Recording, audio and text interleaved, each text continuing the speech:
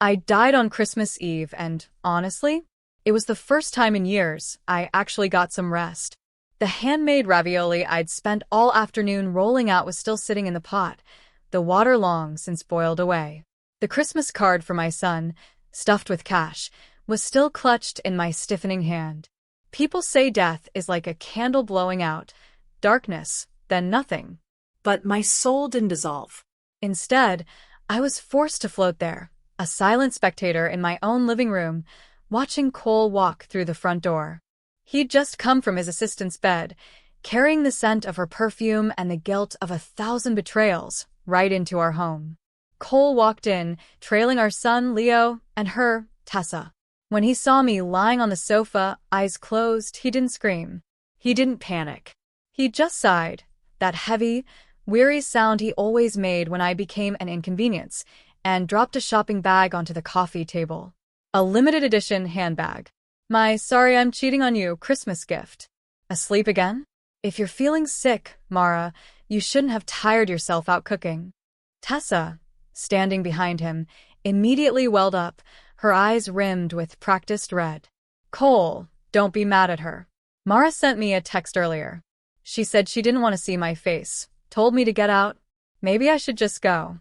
Cole looked at me, sleeping, silent, ignoring him. The flicker of pity in his eyes hardened into annoyance. Mara, seriously? How long are you going to keep this up? Tessa is here for work reasons.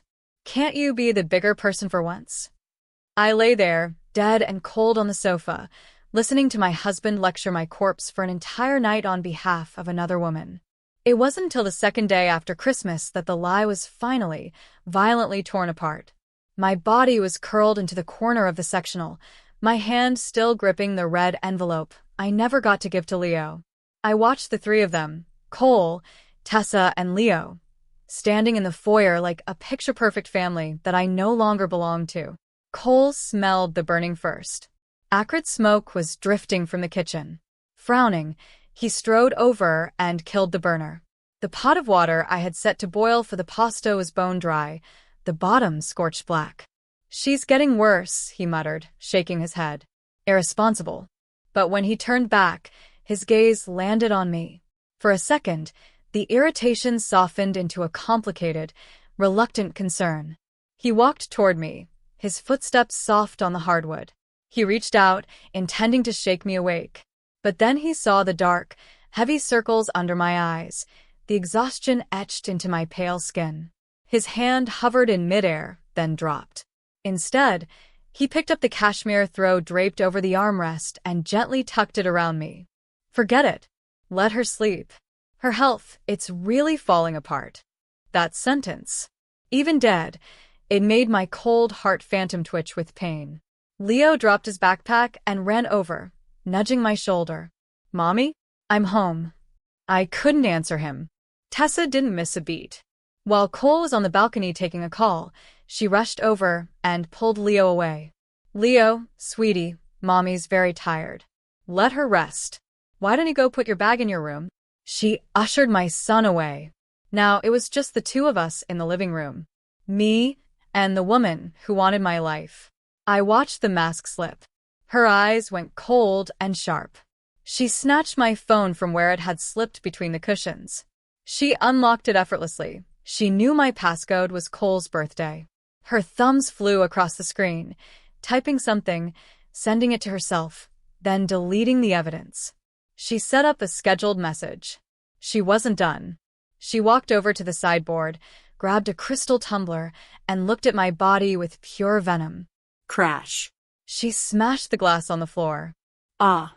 She screamed, dropping to her knees, deliberately reaching for the jagged shards. Cole rushed in from the balcony. What happened? Tessa looked up, tears already streaming down her face. She held up a finger, blood welling from a fresh cut. Cole. I just wanted to get Mara some water. But she seemed so angry. She knocked the glass out of my hand. She won't even look at me. She sobbed, clutching her hand. It's my fault. I shouldn't be here. I'll leave. Cole's face darkened. He looked at the shattered glass, then at me. Curled under the blanket, unmoving, silent. The pity was gone, replaced by pure, unadulterated exhaustion. Mara, we have a guest. You're throwing things? Can you stop acting like a child? I couldn't defend myself. Leo ran out, scared by the noise. He looked at me, then at the crying Tessa and wailed. I don't want pasta. I want pizza. Cole snapped. Ask your mother to make you. He stopped. He glanced at my still form, waved his hand dismissively. Forget it. I can't count on her for anything. Come on, Dad's taking you out. Before leaving, he pulled a credit card from his wallet and slid it onto the coffee table next to the designer bag. Then, he took a small orange pill bottle from his pocket. It took me weeks to source this medicine. When you're done throwing your tantrum, take it. He paused, his voice dropping to a glacial temperature. And stop with the I'm dying act to scare me, Mara. I'm tired. He turned to leave. But at the door, hesitation struck. He looked back, stepping toward me as if to check my forehead for a fever. Just as his fingertips were inches from my skin, Tessa let out a sharp cry of pain. Cole. My hand. It hurts so bad, the bleeding won't stop. Cole froze. He pulled his hand back, turned, and rushed to Tessa, inspecting the small cut with exaggerated care. Let's go. We need to get that cleaned up. Don't want it to scar. The door slammed shut. The world went silent. The life-saving medicine he had worked so hard to find sat on the table, less than 2 feet from my corpse. I drifted, untethered, following them to a high-end steakhouse downtown. Cole was meticulously cracking lobster claws for Leo. Tessa sat beside them, phone raised, capturing the moment. She posted it to Instagram immediately. Years come and go, but having you two is everything. The photo showed Cole's handsome profile in soft focus and Leo's beaming face. Meanwhile, back in the living room, the temperature was dropping. My body, shrouded in the growing darkness of the winter evening, was cooling rapidly. Halfway through dinner, Tessa's phone pinged. She glanced at the screen, and her face went chalk white. Her fork clattered to the floor. She covered her mouth, eyes wide with terror, tears instantly springing up. She handed the phone to Cole, her hand trembling violently. Cole, it's Mara. She texted me. She said if I dare come back with you tonight, she'll stab me. Cole's expression turned thunderous. He snatched the phone. There it was, a text from my contact sent 10 minutes ago. The scheduled message Tessa had written herself. Tessa, don't think you've won just because Cole took you to dinner. I just sharpened the paring knife. You walk through that door, and one of us is leaving in a body bag. I don't care if I die doing it. Cole slammed his fist onto the table. The cutlery jumped. Patrons at nearby tables stared. He pulled out his own phone and dialed me immediately. His eyes were burning with rage. 1 call. 2. 3. All unanswered. He let out a cold, bitter laugh. Great. Mara, you've really outdone yourself. You send death threats, and now you play the silent game? You want to ghost me? Tessa shrank into his side, trembling. Cole, I'm scared. I'm actually terrified. Her mental state. What if she's actually waiting with a knife? And Leo is with us. We can't risk traumatizing him. Cole looked at the woman shaking in his arms, then at his son, who was oblivious, gnawing on a lobster tail. The disgust he felt for me finally outweighed his last shred of reason. He made the decision that would haunt him for the rest of his life. We aren't going back tonight. If she wants to go crazy in that house, let her go crazy alone. He stood up, grabbing his coat. We're driving up to the lodge in Vale. We'll ski for a few days. Once the holidays are over and she's calmed down, I'm coming back to discuss the divorce. He signaled for the check. The black SUV slipped into the stream of traffic, leaving the city, and me, behind in a blur of festive lights. The living room was pitch black. My phone, ringing uselessly, sat on the floor where it had fallen. The screen lit up the darkness, pulsing rhythmically, illuminating the purple avidity that had begun to pool in my face. 3 missed calls from Cole. And 1 final voicemail. Mara, I've been suffocating for years. Tessa is my employee. She's no threat to you. yet you can't tolerate her existence. Spend the holiday alone. Don't expect us back. For the next few days, I didn't bother them. He thought his silent treatment was working. He didn't know that while he was laughing on the slopes, I was rotting alone in a freezing house. The suite at the ski resort was warm, the floor-to-ceiling windows framing a pristine white world. But Cole was restless. His right eyelid kept twitching, a bad omen. He pulled out his phone, thumb hovering over my name. He wanted to check in. But then he saw the red row of missed calls and the threat I had sent. He tossed the phone onto the bed, stubbornness hardening his resolve. Tessa was playing the long game. To get closer to him, she staged a fall on a bunny slope the next day. Cole. My ankle? I can't walk. Cole sighed and hoisted her onto his back, trudging down the mountain. Leo ran alongside them, clapping his gloved hands. Daddy's carrying Miss Tessa, like in the cartoons. Daddy carrying the bride. Cole's face dropped. He snapped his head back. Leo. Stop it. Mommy is my wife. Don't say things like that. The reprimand hung in the cold air.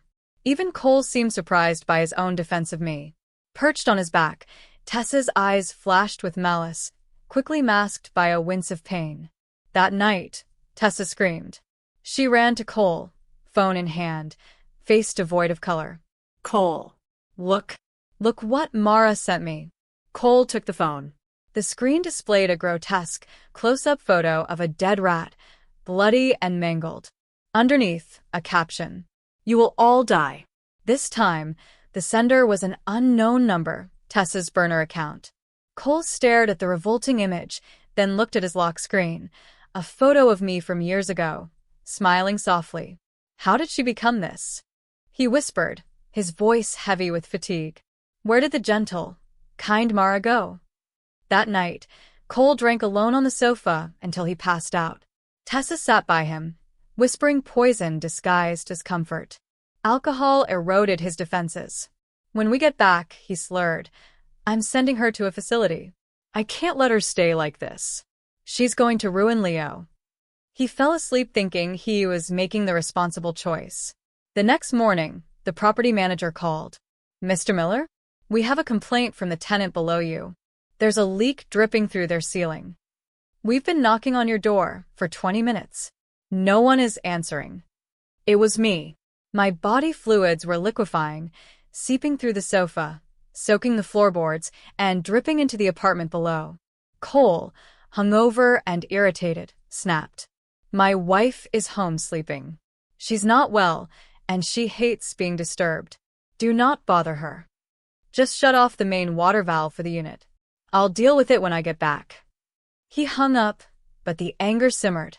He opened WeChat and sent me one more message. Mara, the building manager says there's a leak and you're ignoring it?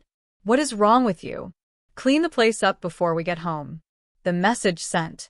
Silence followed. He sneered and turned off his phone. He didn't know that the Mara who could answer him was already gone.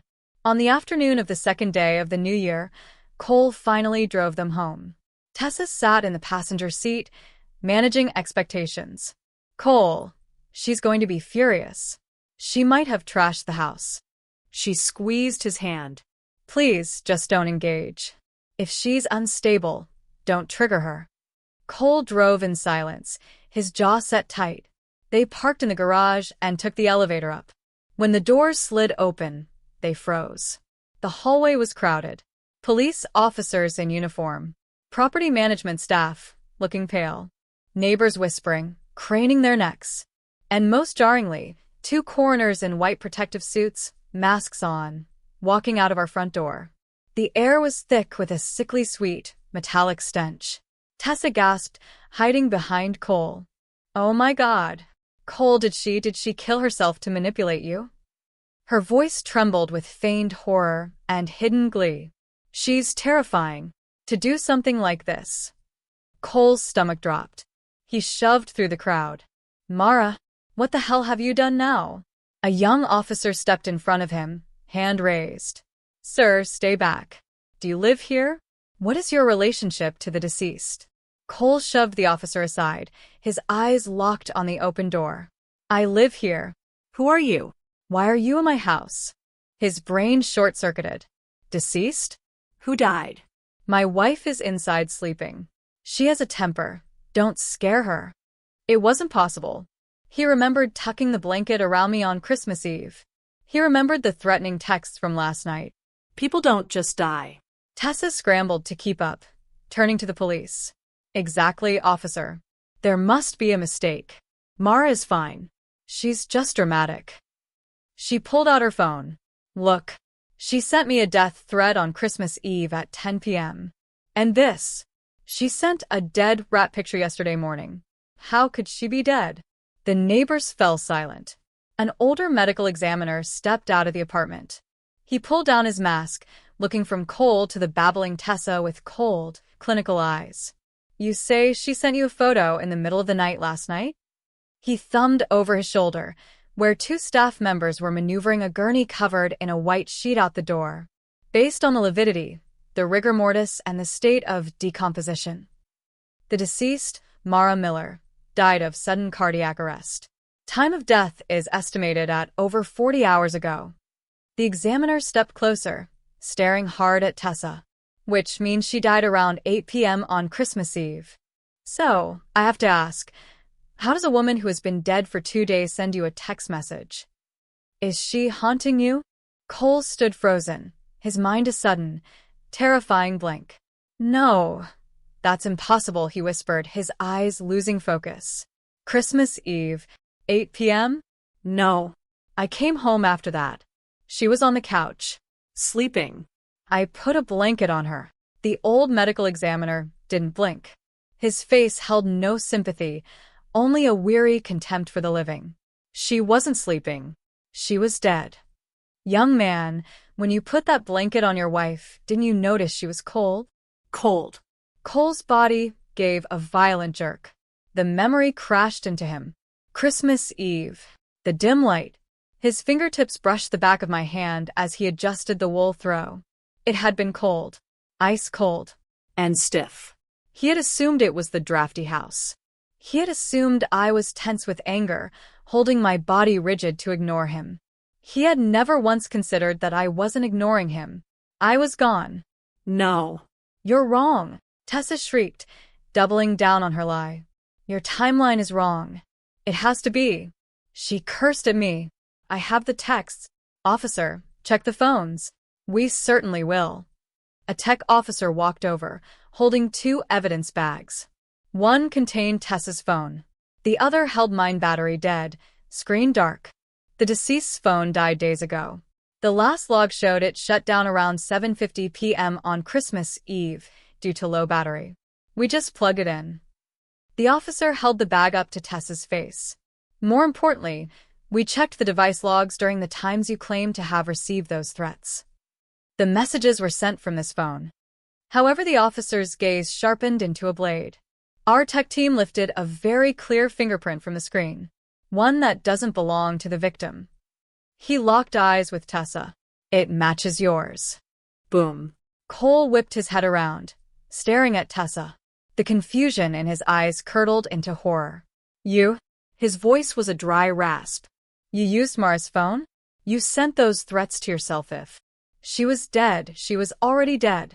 Tessa, have you been acting this whole time? The realization broke him.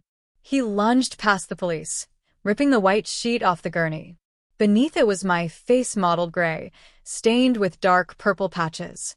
I was still curled in the fetal position, exactly how I had died on the sofa. Peaceful. Horrifying. Cole stared at me. He remembered standing over this decomposing body, lecturing it. He remembered tossing the pill bottle onto the table next to my corpse, saying, I'm tired. He remembered the property manager calling, and him saying, my wife is sleeping. He reached out, his hand trembling violently, and touched my cheek. This time, there was no denial. The skin was hard. It was the absolute zero of death. Aya. Cole's knees hit the floor. A sound tore out of his throat, not a word, but a primal, animalistic howl. Mara. Leo, terrified by the sight of his gray mother, screamed. Mommy. Why is Mommy that color? Miss Tessa said she was faking sleep. Mommy, wake up. Fake sleeping. The words were poison needles. Cole turned on Tessa, his eyes bloodshot and wild. Every complaint she had made Mara bullied me, Mara threatened me, replayed in his mind. It was a ghost story. The wife he thought was a vindictive monster had been lying dead in the cold, silently listening to him slander her corpse to another woman. The police moved into the apartment for a deeper sweep. In the kitchen, they bagged the scorched pot. And on the counter, sitting on a tray, were rows of handmade ravioli. The dough had dried out, cracking and hardening like stone. An officer noticed a small sticky note stuck to the flour-dusted counter. The handwriting was shaky, written through pain. Cole, this might be the last time I make these for you. I know you hate coming home because of the smell of my medicine. But I remembered how much you love the beef filling. Merry Christmas.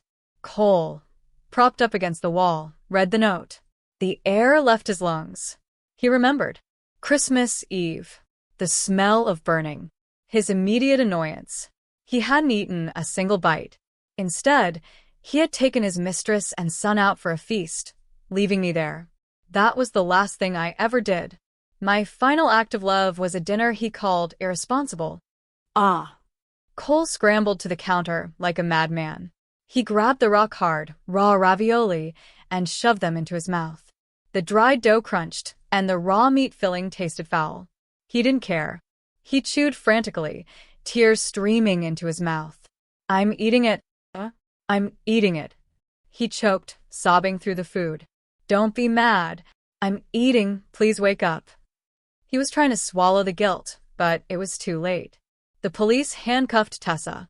Obstruction of justice, disturbing a crime scene, and potential manslaughter by negligence. As they walked her past Cole, she stopped. Her face twisted into a sneer. Cole Miller. Stop acting like the grieving husband. She screamed, abandoning the act. You despised her. You didn't want to come home. You think I don't know? You were sick of her sick body. I just gave you the excuse you wanted. Her words were acid. Don't forget. Christmas Eve, if she had just died, she was still warm. If you had checked her pulse, if you had done CPR, maybe she'd be alive. She laughed, a sharp, manic sound. It was you. You tucked her in. You covered up the body and walked away. You missed the window to save her. You killed her, Cole. Cough.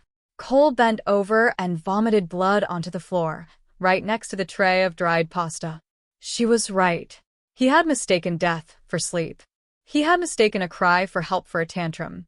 Leo picked up the red envelope from the floor where I had dropped it. It contained a crumpled $50 bill.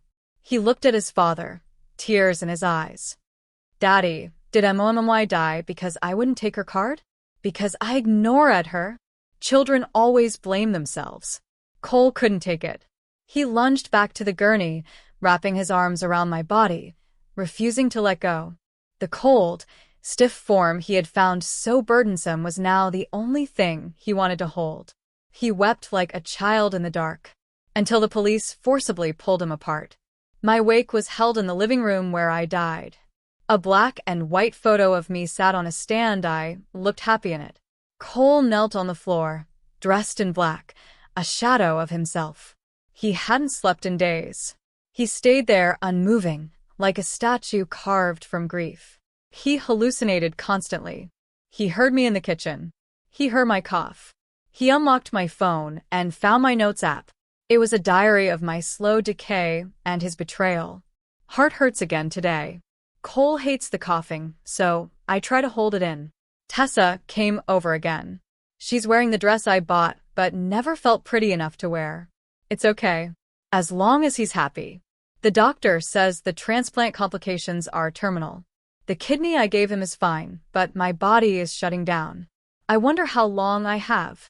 Cole is tired. He runs the company, then comes home to a pharmacy. I don't blame him. Maybe when I'm gone, he'll finally be free.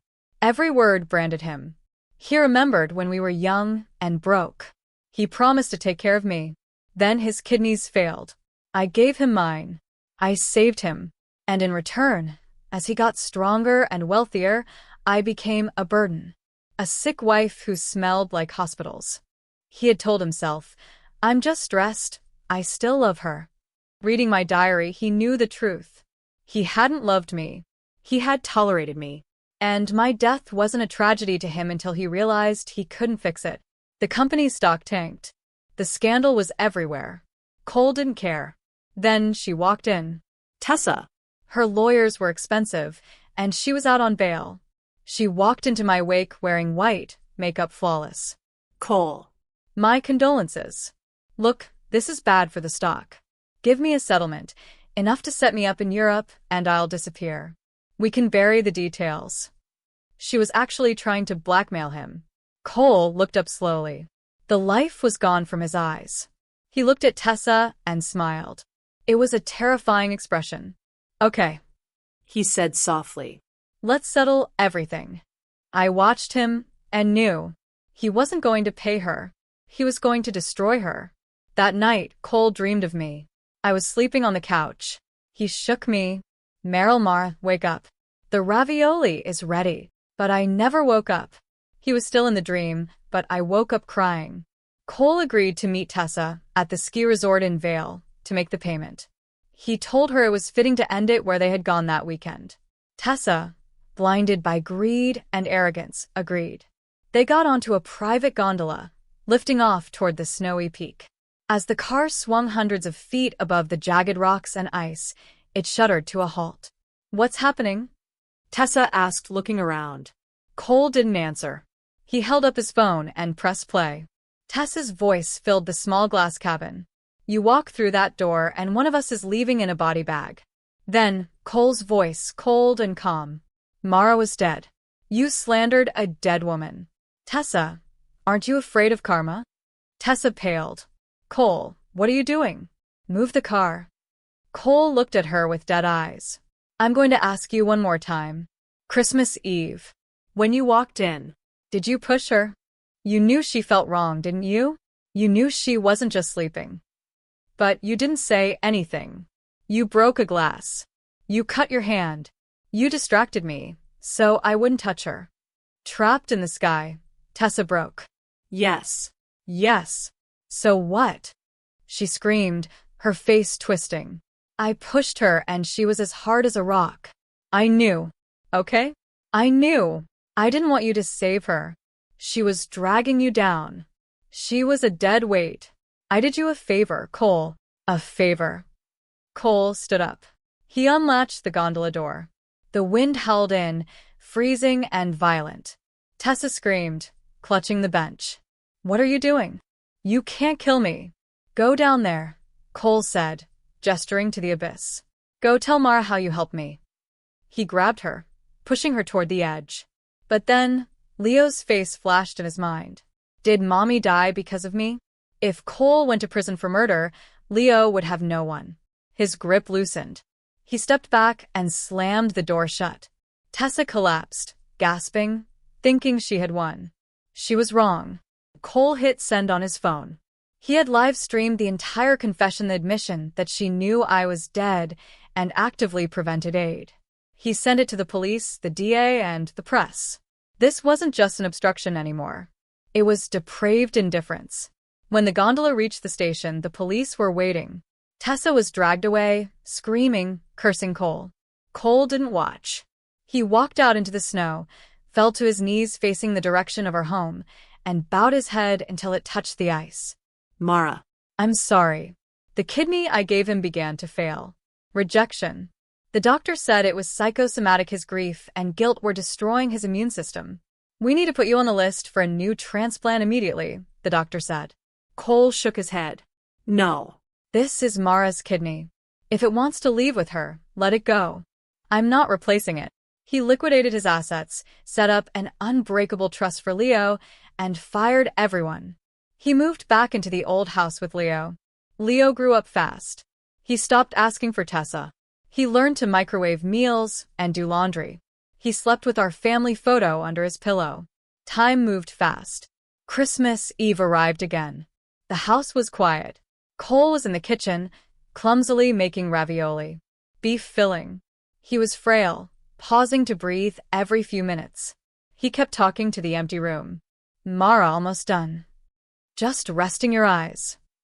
He plated the pasta. One for Leo. One for the empty spot on the sofa. Mara, dinner's ready. It's hot this time. I promise. Leo watched his father talking to the air, tears silent on his cheeks. He ate his dinner, head down, not wanting to interrupt his parents' reunion. After dinner, Cole stood up and collapsed. He hit the floor in the exact spot had. In the hospital, he refused the ventilator. He held Leo's hand. His own hand was skeletal now. Leo, Daddy is going to apologize to Mommy. Live a good life. Be kind. Don't be like me. Don't lose the people who matter. As his heart slowed, the hospital room faded. He saw the living room. Christmas Eve. I wasn't dead. I sat up on the couch, smiling, and took the bowl from his hands. Careful, I said. It's hot. Cole smiled. And then he closed his eyes forever. Cole died early on Christmas morning, exactly 1 year after me, to the hour. His soul pulled free from his ruined body. He looked around the hospital room frantically. He searched the void. He thought that by dying, he would find me. He thought his death was the price of admission to see me again. But he couldn't find me. I wasn't there. My soul had dissipated the night he chose to leave me rotting on the sofa to go skiing. The moment he chose to believe the lie over the wife he promised to cherish, my spirit shattered. The ultimate punishment isn't hatred. It's absence. I wasn't waiting for him on the other side. I wasn't there to forgive him, and I wasn't there to curse him. I was just gone. We would never meet again. Not in life, not in death. Leo was adopted by a cousin I had contacted months before I died. Good people who couldn't have kids. He took the photo with him. Years later, Leo became a brilliant heart surgeon. He saved everyone he could. Every Christmas Eve, he drives to that old, empty house. He doesn't go inside. He just leaves a bouquet of white daisies on the porch step. And he sits there for a while, in the quiet snow. And